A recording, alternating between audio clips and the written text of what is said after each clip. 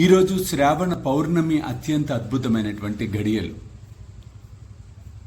సాయంత్రానికి పౌర్ణమి ఉంటుంది, మధ్యాహ్నం నుంచే చతుర్దశి వెళ్ళి పౌర్ణమి వస్తుంది. శ్రావణ పౌర్ణమి అంటే సాయంత్రమైనా మీరు పూజ చేసుకోండి, ఏ సమయమైనా, రాత్రి, రేపు ఉదయం కూడా, రేపు సాయంత్రం కూడా చేసుకోవచ్చు.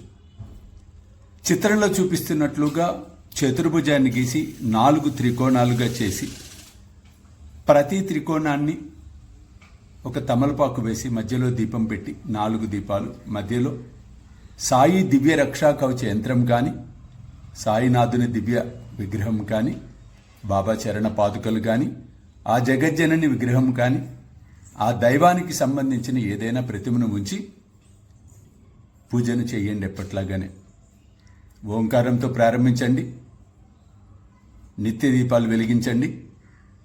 చేతిలో పుష్పాలు తీసుకునే ముందు ఆచమనం చేయండి. చేతులు అక్షింతలు పుష్పాలు తీసుకొని సంకల్పం చెప్పుకొని మరలా బాబా వద్ద అర్పించండి. బాబా అష్టోత్తర శతనామావళిని పఠించండి. ఓం అపరాజితాయ నమః అని 11 సార్లు ఆ తల్లిని స్మరించండి. సంకల్పాలు చెప్పుకుంటూ ఓం సమరస సన్మార్గ స్థాపనాయ నమః, ఓం సమరస సన్మార్గ స్థాపనాయ నమః అన్న నామస్మరణ చేస్తూ దీపాలు వెలిగించండి.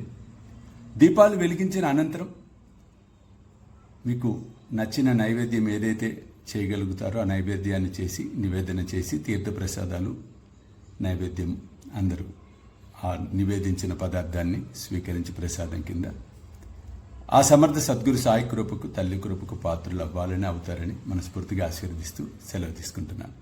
జై సాయినాథ్.